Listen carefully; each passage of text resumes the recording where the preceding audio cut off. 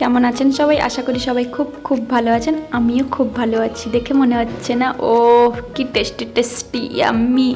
তো আজকে না ডিমের ডেভিল বানিয়ে ফেলছি। ডিমের ডেভিল বানানোর জন্য আলু আগে থেকে সেদ্ধ করে নিয়েছি, ডিমও সেদ্ধ করে নিয়েছি, পেঁয়াজ রসুন আদা সব কিছু ভালো করে কেটে এবার কড়াইতে আদা রসুন নুন হলুদ সব কিছু মির্চি পাউডার দিয়ে আলুটাকে ভালো করে আলুর চোখা বানিয়ে নিলাম।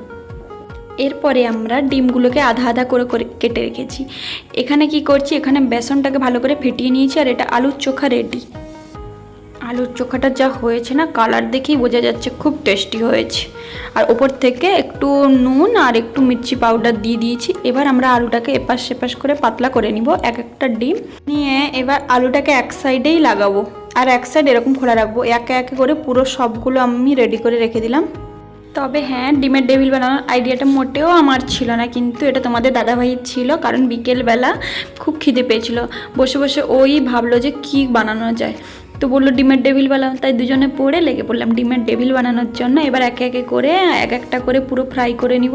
এক একটা করে করলে খুব সুন্দর হয়। আর তার সঙ্গে না একটু মশলা মুড়ি করেছি টমেটো পেঁয়াজ দিয়ে, আর তার সঙ্গে ডিমের ডেভিল ও হচ্ছে জমে যাবে না। আর খেতে যা টেস্টি হয়েছে, তোমরাও কিন্তু ট্রাই করে দেখতে পারো।